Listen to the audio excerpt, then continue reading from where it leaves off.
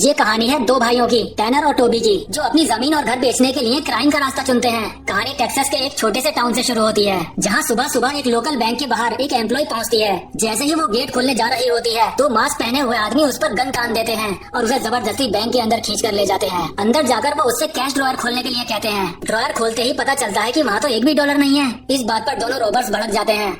Employ शांति से बताती है कि जब तक मैनेजर नहीं आता कैश सेफ से बाहर नहीं निकाला जाता। वो थोड़ा टोंट मारकर कहती है कि शायद तुम लोग नए चोर हो। ये सुनकर एक चोर गुस्से में आ जाता है और उसे जमीन पर गिरा देता है। गन उसके सर पर लगाकर पूछता है कि मैनेजर कब आएगा। एम्प्लॉय बताती है कि 8:30 बजे, बस कुछ ही मिनट बचे हैं। मैनेजर जैसे ही बैंक में एंटर होता है दोनों उस पर गन तान देते हैं।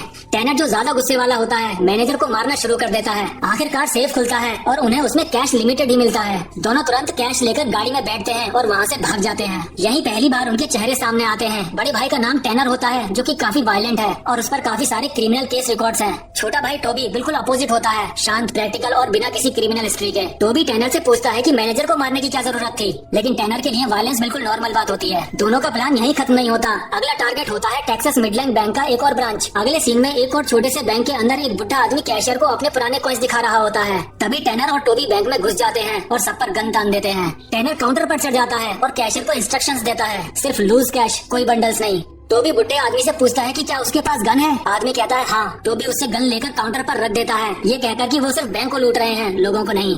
जैसे ही दोनों बाहर निकलते हैं बुड्ढा आदमी गन उठाकर फायरिंग शुरू कर देता है। टैनर और टोबी भागते हुए गाड़ी तक पहुंच जाते हैं और निकल जाते हैं। टैनर गुस्से में होता है, लेकिन टोबी समझ जाता है कि हर लूट के साथ रिस्क भी बढ़ रहा है। अब शहर से दूर एक सुनसान जगह पर पहले से ही खोदा हुआ एक गड्ढा होता है। दोनों गाड़ी को उसमें गिरा देते हैं और जेसीबी से मिट्टी डालकर सबूत मिटा देते हैं। ये काम उनका रोज का होता है। इन चोरियों की खबर धीरे धीरे फैलने लगती है। केस टेक्सास रेंजर को मिलता है। लीड रेंजर मार्कस होता है जो कि काफी एक्सपीरियंस्ड है, थका हुआ है और रिटायर्ड के बिल्कुल करीब। उसके साथ उसका पार्टनर एल्बर्टो होता है जो मार्कस के जोक्स और टॉन्ट्स का रोज टारगेट होता है। दोनों के बीच मजाक चलता रहता है, लेकिन काम के वक्त दोनों सीरियस होते हैं। मार्कस ऑब्जर्व करता है कि रॉबर्स हर बार सिर्फ लिमिटेड अमाउंट ही चुरा रहे हैं, कभी भी फेडरल लिमिट से क्रॉस नहीं करते, सिर्फ लूज कैश लेते हैं जिसका कोई रिकॉर्ड नहीं होता। इसी वजह से एफबीआई इन्वॉल्व नहीं होती। मार्कस को ये बात अजीब लगती है क्योंकि ये नॉर्मल क्रिमिनल्स का तरीका नहीं होता। दूसरी तरफ टोबी अपनी माँ के बारे में बात करता है। माँ बीमार थी और उसकी डेथ हो चुकी होती है। टैनर को इस बात का दुख होता है कि उसे देर से पता चला। माँ के रूम में बैठे हुए टैनर दवाइयाँ और अनपेड बिल्स देख रहा होता है और इमोशनल हो जाता है। टोबी बताता है कि फ्राइडे को बैंक उनका घर जब्त कर लेगा क्योंकि लोन अभी क्लियर नहीं हुआ है। टैनर बात करता है कि माँ हमेशा टोबी को ज्यादा प्यार करती थी। ये इनसिक्योरिटी उसके अंदर सालों से भरी हुई होती है। इसी बीच हमें पता लगता है कि ये चोरियां सिर्फ पैसों के लिए नहीं है, बल्कि किसी बड़े मकसद के लिए हो रही हैं। अब अगले सीन में हम टैनर और टोबी को एक रोड साइड रेस्टोरेंट में देखते हैं। दोनों चुपचाप खाना खा रहे होते हैं। टैनर अचानक टोबी से उसके बच्चों के बारे में पूछता है। टोबी बताता है कि उसका उनसे ज्यादा कॉन्टेक्ट नहीं है और उसे ज्यादा याद भी नहीं कि आखिरी बार उनसे कब बात हुई थी। टैनर पूछता है कि क्या उसने अपने बच्चों को अपनी माँ के देहांत के बारे में बताया। टोबी मना कर देता है, जैसे वो इस टॉपिक से बचना चाहता हो। इसी बीच टैनर की नजर रेस्टोरेंट के बाहर पड़ती है। रोड के उस पार एक बैंक दिख रहा होता है। टैनर बिना कुछ बोले उठता है और बाहर चला जाता है। टोबी समझ जाता है कि टैनर क्या करने जा रहा है, लेकिन उसे रोकने का मौका ही नहीं मिलता। रेस्टोरेंट में टोबी अकेला रह जाता है। तभी एक वेट्रेस आकर टोबी के पास बैठ जाती है। उसका बिहेवियर काफी फ्रेंडली होता है और धीरे धीरे बातें शुरू हो जाती हैं। वो टोबी से पूछती है कि वो क्या काम करता है। टोबी ईमानदारी से बताता है कि वो अभी बेरोजगार है। पहले वो एक ऑयल ड्रिलिंग कंपनी में काम करता था, लेकिन कंपनी बंद होने के बाद उसे निकाल दिया गया। वेट्रेस बताती है कि रेस्टोरेंट में एक खाना बनाने वाले की वैकेंसी है और अगर टोबी चाहे तो वो उसकी मदद कर सकती है। टोबी थोड़ी देर के लिए होपफुल फील करता है, लेकिन फिर अपनी सच्चाई याद आती है और वो बस मुस्कुराता है। वेट्रेस को पीछे से आवाज लगती है और वो चली जाती है। टोबी बिल पे करता है और थोड़ा एक्स्ट्रा पैसा टेबल पर टिप के लिए छोड़ देता है। जैसे ही वो बाहर निकलता है टैनर भागता हुआ आता है क्योंकि टैनर ने सामने वाले बैंक को अकेले ही लूट लिया होता है। दोनों जल्दी से गाड़ी में बैठते हैं और शहर के लिए निकल जाते हैं। गाड़ी के अंदर टोबी गुस्से में होता है। वो टैनर को याद दिलाता है कि रूल क्लियर था कि सिर्फ टेक्सास मिडलैंड बैंक के ब्रांचेस को ही लूटना है। ये बैंक उस चेन का नहीं था। टैनर के लिए रूल्स के कोई मायने नहीं होते। वो कहता है कि मौका सामने था तो मैंने उसका फायदा उठा लिया। टोबी समझ जाता है कि टैनर का पागलपन उन दोनों के लिए खतरा बन सकता है। इस लूट के बाद उन्हें एक और कार दफनानी पड़ती है जो टोबी के प्लान के खिलाफ होता है। दूसरी तरफ मार्कस और एल्बर्टो को एक और चोरी की खबर मिलती है। मार्कस तुरंत पैटर्न नोटिस करता है। लूट का तरीका सेम है, अमाउंट छोटी है, लेकिन लोकेशन रूल फॉलो नहीं हो रहा। मार्कस को लगता है कि कुछ बदलाव हो रहा है। बैंक पहुंचकर मार्कस कैशियर से बात करता है। कैशियर बताती है कि इस बार सिर्फ एक आदमी आया था। ये सुनकर मार्कस कंफ्यूज हो जाता है क्योंकि अब तक 2 लोग साथ होते थे। कैशियर बताती है कि लूट के बाद वो आदमी रेस्टोरेंट की तरफ भागा था। मार्कस रेस्टोरेंट पहुंचता है और वहाँ के स्टाफ और कस्टमर से बात करता है। उसे पता चलता है कि 2 आदमी वहाँ खाना खा रहे थे और एक वेट्रेस उनमें से एक से बात कर रही थी। मार्कस वेट्रेस से बात करता है लेकिन ये जानकारी पूरी नहीं होती। अब मार्कस तय करता है कि वो इसी एरिया में रुकेगा। उसका अंदाजा मजबूत होता जा रहा है कि चोर यहीं कहीं आसपास में है और फिर से लूट करेंगे। दूसरी तरफ टैनर और टोबी नई कार लेकर ओक्लाहोमा के लिए निकल जाते हैं। रास्ते में दोनों फ्यूल भरवाने के लिए रुकते हैं। टोबी पेट्रोल पंप के अंदर जाता है, तभी एक गुस्सैल आदमी टैनर के पास आता है और उसे धमकाने लगता है। वो आदमी गन निकाल लेता है लेकिन टैनर बिल्कुल शांत रहता है, जैसे कि उसके लिए कोई नॉर्मल बात हो। लेकिन कुछ होने से पहले टोबी वापस आ जाता है और उस आदमी को बुरी तरह पीटना शुरू कर देता है। ये देखकर टैनर हंस पड़ता है क्योंकि नॉर्मली टोबी वायलेंस से दूर रहता है, लेकिन जब बात भाई पर आती है तो टोबी बहुत खतरनाक बन जाता है। अब आगे हमें उनकी असली प्लानिंग का पता चलता है। दोनों भाई लूट के पैसे डायरेक्टली यूज नहीं करते, वो पैसे कैसीनो ले जाकर चिप्स में कन्वर्ट कर देते हैं। फिर गैम्बलिंग के बाद वो चिप्स लीगली एक्सचेंज करके व्हाइट मनी निकालते हैं, जिसका कोई भी सबूत नहीं होता। अब काउंटर पर जाकर दोनों अपने चिप्स एक्सचेंज करते हैं। कैश कम होता है, इसीलिए कैसीनो उन्हें एक चेक देता है जो कि टेक्सास मिडलैंड बैंक के नाम का होता है। ये चीज टोबी के प्लान के लिए परफेक्ट होती है। चेक लेकर वो होटल जाते हैं। अब सुबह को दोनों अपने लॉयर के पास जाते हैं। लॉयर उनके पिता के लोन्स के डिटेल्स निकालता है। यही पूरी सच्चाई सामने आती है। उनके पिता ने जमीन और घर को गिरवी रखकर कई सारे लोन्स लिए थे जो ब्याज के साथ बढ़कर $3 लाख से ज्यादा हो चुके हैं। अगर फ्राइडे तक पेमेंट नहीं हुई तो बैंक उनका सब कुछ सीज कर देगा। इसी वजह से टोबी ने ये पूरा प्लान बनाया होता है कि टेक्सास मिडलैंड बैंक को लूटकर उसी के सिस्टम के थ्रू पैसा वापस कर देने के लिए। दूसरी तरफ मार्कस और एल्बर्टो को दिखाया जाता है जो अब एक और टेक्सास मिडलैंड बैंक के बाहर निगरानी पे है। मार्कस को पूरा यकीन होता है कि चोर फिर से इसी बैंक को लूटने आएंगे। अल्बर्टो आसपास के शहर और जमीन को देखते हुए मार्कस से कहता है कि कैसे ये पूरा एरिया कभी उनके पुरखों का हुआ करता था। वक्त के साथ बैंक ने लोगों को लोन्स में फंसाया, जमीन सस्ते में ली और बाद में महंगी बेचनी शुरू कर दी। धीरे धीरे बैंक ने पूरी इकोनॉमी को अपने कंट्रोल में ले लिया। मार्कस इन बातों को सुनता जरूर है लेकिन उसका फोकस सिर्फ केस पर होता है क्योंकि ये काम इसे रिटायरमेंट से पहले खत्म करना है। इसी बीच टोबी अपनी एक्स वाइफ के घर पहुंचता है। दरवाजा खुलते ही उसकी एक्स वाइफ के चेहरे पर नाराजगी साफ दिख जाती है। दोनों के बीच थोड़ी बातें होती हैं। टोबी उसे अपनी माँ की मौत के बारे में बताता है लेकिन उस पर कोई खास ज्यादा असर नहीं पड़ता। फिर टोबी अपने बेटे से मिलता है। वो उसे बाहर ले जाता है और धीरे धीरे अपनी फीलिंग्स शेयर करता है। टोबी कहता है कि उसने अपनी पूरी जिंदगी गरीबी में गुजारी है लेकिन वो नहीं चाहता कि उसके बच्चे भी वैसे ही जिंदगी जिए। वो बताता है कि जिस जमीन को बैंक हड़पना चाहता है उसके नीचे ऑयल है, इसी वजह से बैंक उस जमीन के पीछे पड़ा हुआ है।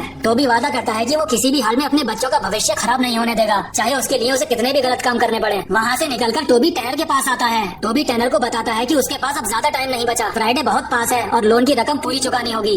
अब सिर्फ छोटी चोरियों से काम नहीं चलेगा। टैनर समझ जाता है कि अब रिस्क लेना पड़ेगा। दोनों डिसाइड करते हैं कि अब एक फाइनल बड़ा हाथ मारा जाएगा। दूसरी तरफ मार्कस अब बैंक के बाहर ही रहने लगता है। वो अंदाजा लगाता है कि इस बैंक में चोरी नहीं होगी बल्कि और कुछ बड़ा होने वाला है। अगले दिन टैनर और टोबी 2 अलग अलग गाड़ियों में निकलते हैं। जब वो बैंक के पास पहुंचते हैं तो पता चलता है कि ये ब्रांच परमानेंटली बंद हो चुकी है। ये देखकर टोबी थोड़ा दुखी होता है लेकिन टैनर समझ जाता है कि अब सिर्फ एक ही तरीका बचा है, शहर का सबसे बड़ा बैंक। रास्ते में टैनर गाड़ी रोकता है और टोबी से कहता है कि अगर अभी वो छोटे बैंक लूटते रहे तो सिर्फ लूज कैश ही मिलेगा जो काफी नहीं होगा, एक बड़ा रिस्क लेना पड़ेगा। टोबी पहले मना करता है क्योंकि उसे पता होता है कि शहर के बैंक में सिक्योरिटी ज्यादा होती है और जान का खतरा भी, लेकिन टैनर उसे कन्विंस कर लेता है। आखिरकार टोबी मान जाता है क्योंकि उसके पास और कोई रास्ता नहीं है। शहर के बाहर दोनों अपनी एक गाड़ी छोड़ देते हैं और एक ही कार में बैंक की तरफ बढ़ते हैं। इसी वक्त मार्कस को समझ आ जाता है कि चोर बंद बैंक के लिए नहीं आए थे। उसका दिमाग तुरंत इशारा करता है कि टारगेट शहर का मेन बैंक होने वाला है। वो बिना टाइम वेस्ट किए एल्बर्टो के साथ शहर की तरफ निकल जाता है। जैसे ही टैनर और टोबी बैंक के अंदर घुसते हैं उन्हें महसूस होता है कि आज बैंक में बहुत ज्यादा भीड़ है। ये उनके पहले एक्सपीरियंस से बिल्कुल अलग होता है। टैनर काउंटर पर जाकर कैशियर से बैग भरने को ऑर्डर देता है। टोबी बाकी कस्टमर पर गन तानकर खड़ा हो जाता है। सिचुएशन टेंस हो रही होती है।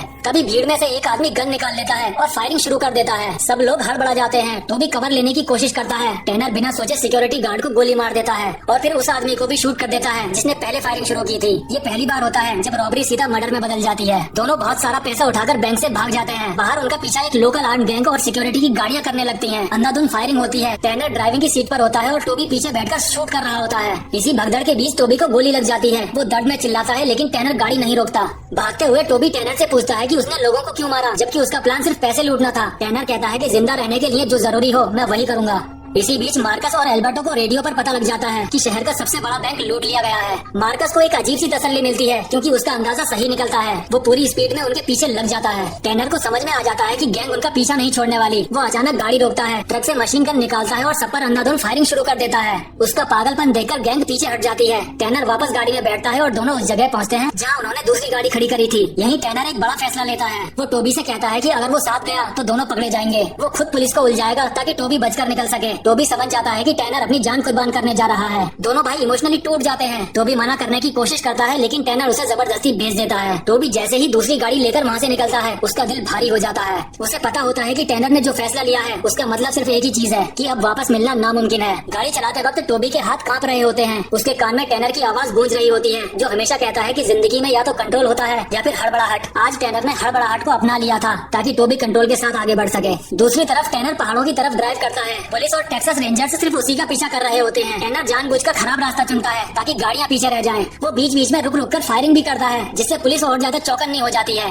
टैनर के चेहरे पर डर नहीं होता बल्कि एक अजीब सा सुकून होता है जैसे वो अपनी जिंदगी का मकसद पूरा कर रहा हो। मार्कस और एल्बर्टो भी इस चीज का हिस्सा होते हैं। जैसे जैसे वो टैनर के पास पहुँचते हैं फायरिंग और भी ज्यादा भयानक हो जाती है। एक मोमेंट आता है जब टैनर ऊपर से फायरिंग करता है और एक गोली सीधा एल्बर्टो के लग जाती है और एल्बर्टो जमीन पर गिर पड़ता है। मार्कस उसके पास पहुंचता है लेकिन तब तक बहुत देर हो चुकी होती है। एल्बर्टो मर जाता है। एल्बर्टो की मौत मार्कस के लिए सिर्फ एक प्रोफेशनल लॉस नहीं था बल्कि पर्सनल ट्रेजेडी होती है। मार्कस गुस्से और दर्द से भर जाता है। वो बाकी पुलिस वालों को पीछे रहने का ऑर्डर देता है। अब मार्कस के लिए ये ऑपरेशन नहीं बल्कि एक पर्सनल मिशन बन जाता है। मार्कस सिर्फ एक ऑफिसर को कवर के लिए रखता है और खुद आगे बढ़ता है। पहाड़ों पर टैनर के पास बुलेट्स लिमिटेड होती हैं, लेकिन वो एक एक करके सोच समझकर गोली चलाता है। वो जानता है कि ज्यादा देर तक नहीं टिक पाएगा। दूर से मार्कस उसे ऑब्जर्व करता है। दोनों के बीच आंखों ही आंखों एक समझ हो जाती है। मार्कस अपनी पोजीशन लेता है और ट्रिगर प्रेस करता है। गोली सीधा टैनर के सिर में लगती है। टैनर बिना आवाज किए नीचे गिर जाता है। उसकी जिंदगी वायलेंस के बीच ही खत्म हो जाती है, बिल्कुल वैसे ही जैसे वो पूरी जिंदगी जिया। मार्कस कुछ पल के लिए बस अपने खालीपन के साथ देखता रहता है। कुछ वक्त बाद मार्कस ऑफिशियली रिटायर हो जाता है और टैनर का केस क्लोज कर दिया जाता है। ऑफिशियल रिकॉर्ड में सिर्फ टैनर का नाम होता है। दूसरा रॉबर अभी भी आइडेंटिफाई नहीं होता क्योंकि उसके खिलाफ कोई सॉलिड प्रूफ नहीं मिलता। दूसरी तरफ टोबी जख्मी हालत में कसिनो पहुंचता है। वो अपना दर्द और गिल्ट छुपाकर कसिनो के चिप्स एक्सचेंज करता है। व्हाइट मनी उसके हाथ में होता है। टैनर का चेहरा उसके दिमाग से जा नहीं रहा होता लेकिन वो जानता है कि अब पीछे मुड़ने का कोई फायदा नहीं। वो सीधा टेक्सास मिडलैंड बैंक जाता है। बैंक के अंदर मैनेजर टोबी को देखकर हैरान हो जाता है। टोबी पूरा लोन चुका देता है। वो क्लियरली कहता है कि सारे पेपर वर्क तुरंत कंप्लीट होना चाहिए। लीगल प्रोसेस के बाद जमीन और घर ऑफिशियली टोबी के नाम पर हो जाता है। समय गुजर जाता है। जमीन के नीचे ऑयल मिल जाता है। प्राइवेट कंपनीज टोबी से कॉन्टेक्ट करना शुरू कर देती हैं। उसे हर महीने हैवी अमाउंट रेंट के नाम पर मिलता है। टोबी की फाइनेंशियल लाइफ पूरी तरह चेंज हो जाती है लेकिन उसके चेहरे पर खुशी नहीं होती। सक्सेस के साथ गिल्ट भी आता है। मार्कस एक दिन ऑफिस आता है और पुरानी फाइल्स देखने लगता है। टैनर की फाइल उसके हाथ लगती है और मार्कस धीरे धीरे पूरी पिक्चर जोड़ लेता है। उसे पता चलता है कि हाल ही में 4.3 मिलियन डॉलर का लोन लीगली क्लियर हुआ है जिसका किसी भी रॉबरी से डायरेक्ट मैच नहीं मिलता।